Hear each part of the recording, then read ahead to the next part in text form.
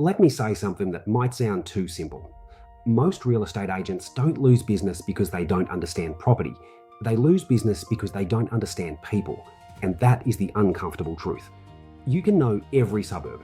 You can know every comparable sale. You can know every floor plan, every auction result, every market trend, every development site, every pricing strategy. But if people don't like you, if people don't trust you, if people don't feel understood by you, they will not choose you. And that is why today I want to talk about one of the most important books ever written on human relationships, How to Win Friends and Influence People by Dale Carnegie. My name is Peter. I came to Australia from a small town in China. English was not my first language. I did not grow up with powerful connections. I had to learn business, culture, communication, confidence, negotiation, leadership, and most importantly, how to build real relationships with people. Today, I'm the co-founder of Plus Agency in Sydney. I've worked across real estate sales, project marketing, luxury property, developer relationships, team building, branding, business growth, and I've watched hundreds of agents either build incredible careers or slowly disappear from the industry. And after all these years, I've realised something. Real estate is not really a property business. It is a people business disguised as a property business. That is the part most agents say they understand, but very few actually live. Because if real estate was only about property information, then the internet would have replaced all agents already. Buyers can check prices online. Vendors can read market reports online. People can watch property videos online. AI can generate suburb reports in seconds. So why do people still need great agents? Because information is not enough. People need trust. They need certainty. They need empathy. They need leadership. They need someone who can listen, understand, guide, calm them down, and help them make one of the biggest financial and emotional decisions of their life. That is influence. And that is exactly why Dale Carnegie's book is still so powerful. This book is not about manipulation. It is not about pretending to be nice so people give you what you want. It is not about fake smiles, fake compliments, fake networking, or being the loudest person in the room. It is about something much deeper. It is about understanding human nature. And real estate agents who understand human nature will always have an advantage. One of the biggest ideas in the book is this. People are not thinking about you as much as you think they are. They are thinking about themselves, their problems, their family, their money, their fear, their dream, their ego, their future, their status, their pressure, their pain. And once you understand that, everything changes. Because many agents walk into a meeting thinking, how do I impress this vendor? But the better question is, how do I make this vendor feel understood? That is a completely different energy. Most agents want to talk. Great agents learn to listen. Most agents want to prove they are smart. Great agents make the client feel smart. Most agents want to win the argument. Great agents want to win the relationship. And that difference can change your entire career. Dale Carnegie talks a lot about genuine interest, not fake interest, genuine interest. And this is huge in real estate because clients can feel the difference. They can feel when you are listening only because you are waiting for your turn to speak. They can feel when you only care about the commission. They can feel when you are pretending. And they can also feel when you truly care, when you remember their child's name, when you remember why they are selling, when you remember they are nervous about downsizing, when you remember they bought that home after 20 years of hard work, when you remember this is not just a property to them, it is their life. That matters because behind every listing, there is a human story, a divorce, a new baby, a death in the family, a business decision, a migration story, a retirement plan, a dream, a fear, a family argument, a financial pressure, a new beginning.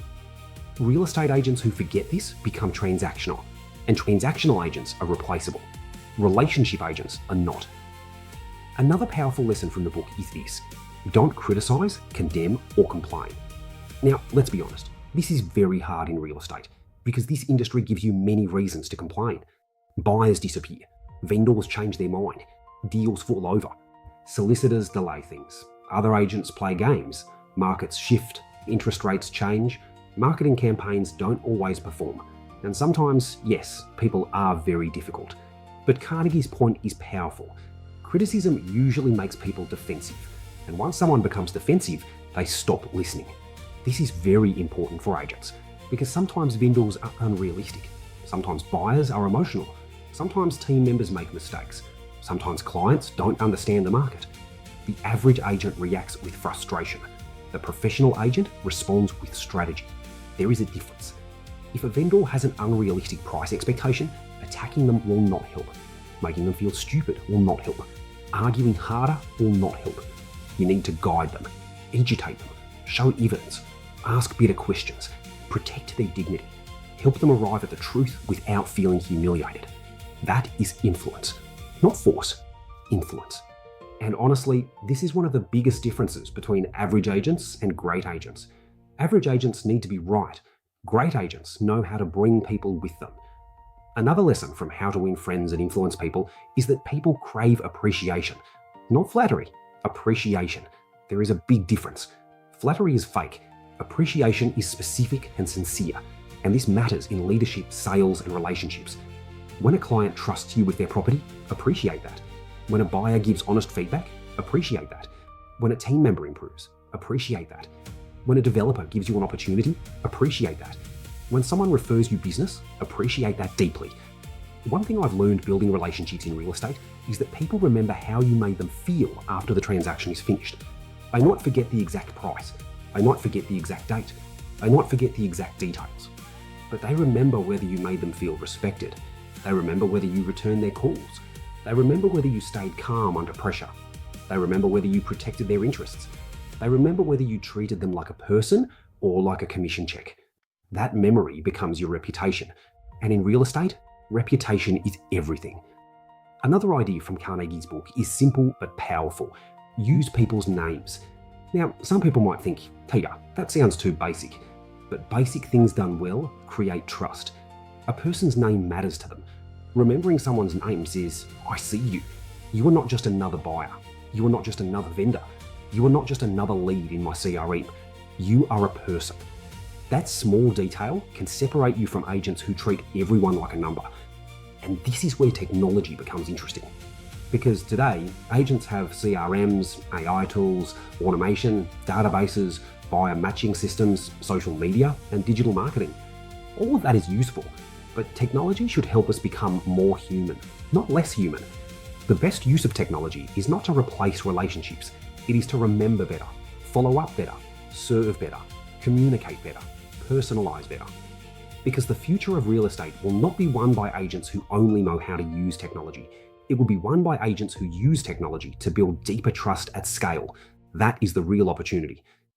Carnegie also teaches that if you want to influence people, you must talk in terms of their interests, not yours. This is very important.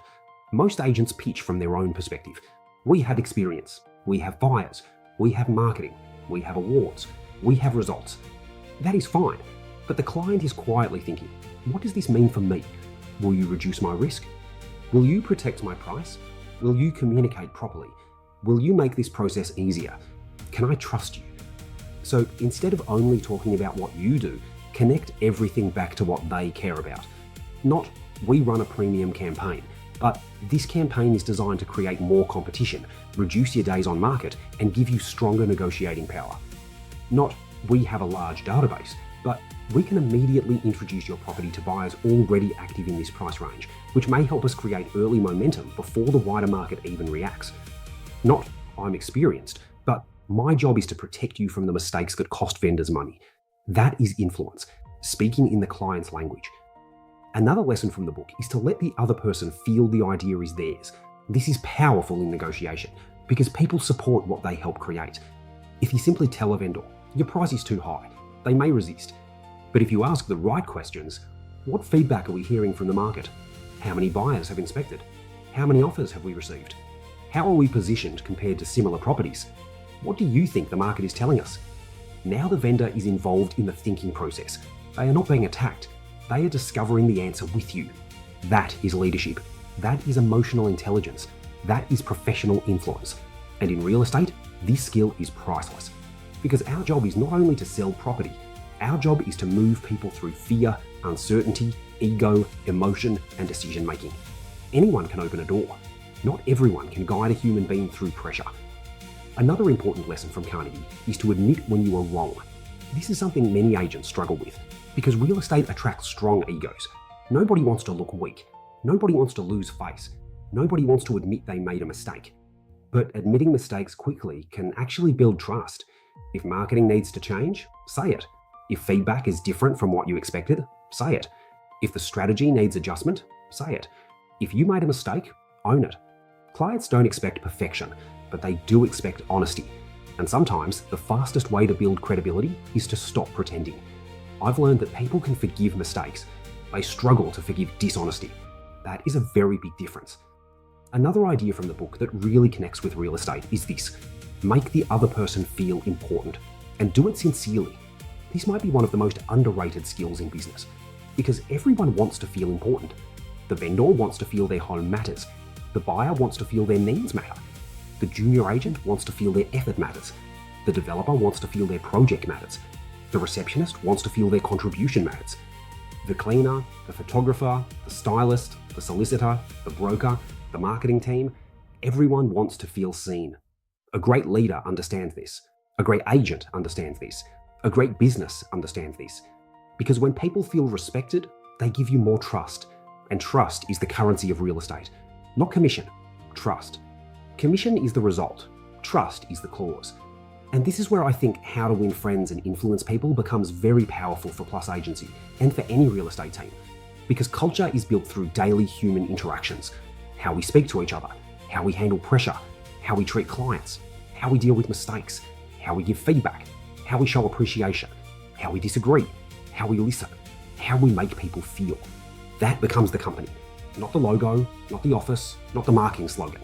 The culture is how people feel when they interact with you. And if you want to build a great business, you must build great human habits. Another thing I love about this book is that it reminds us influence is not about being powerful. It is about being useful. That is a major mindset shift. A lot of agents want to look powerful. They want to look successful. They want to look important. But the market rewards usefulness. Can you help people make better decisions? Can you reduce their stress? Can you create clarity? Can you communicate honestly? Can you solve problems? Can you make the process smoother? Can you protect their interests? Can you make them feel confident? That is what people remember. Influence is not built by talking louder. It is built by creating value. And maybe the biggest lesson from this book is this: people may forget what you said, but they rarely forget how you made them feel. That is the heart of real estate, because every transaction is emotional. Even investment decisions are emotional. Fear is emotional. Greed is emotional. Pride is emotional. Regret is emotional. Hope is emotional. Security is emotional. Family is emotional. Status is emotional. Home is emotional. So if you want to become a better agent, don't only study property. Study people. Study communication. Study psychology. Study emotion. Study trust. Study listening. Study leadership. Because the agent who understands people will always beat the agent who only understands property. That is the lesson. And if I could summarize how to win friends and influence people for real estate agents in one sentence, it would be this: people don't choose the agent who knows the most. They choose the agent who makes them feel understood, respected, and confident. That is the real game. And once you understand that, everything changes. Your listing presentations change. Your negotiations change. Your vendor meetings change. Your buyer follow-ups change. Your leadership changes. Your content changes. Your reputation changes. Because you stop trying to impress people and you start trying to understand them. That is when trust begins. That is when influence begins. That is when real relationships begin. So if this video gave you value, leave one word in the comments: respect. Because that is the word I want every agent to remember from this video. Respect the client, respect the relationship, respect the process, respect the trust people place in you, respect your team, respect your reputation, and most importantly, respect the fact that in real estate, people are never just transactions. They are human beings. And if this video made you think differently, send it to one person who needs to hear it. Someone in sales, someone in business, someone in leadership, someone trying to build better relationships. And if you enjoyed this video, hit the like button, subscribe to the channel, and turn on notifications. I'll be sharing more lessons from business, real estate, investing, books, technology, sport, movies, and life, all through the lens of what it actually takes to build success from zero. I'll see you in the next one.